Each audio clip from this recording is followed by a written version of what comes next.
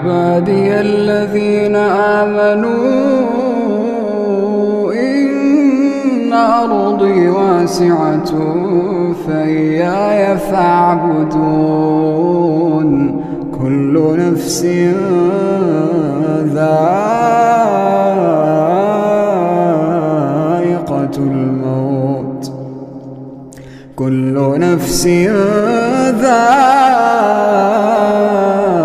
ذائقة الموت ثم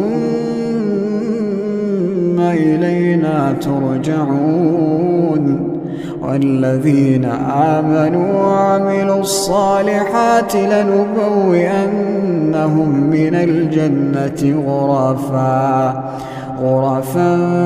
تجري من تحتها الأنهار خالدين فيها نعم أجر العاملين.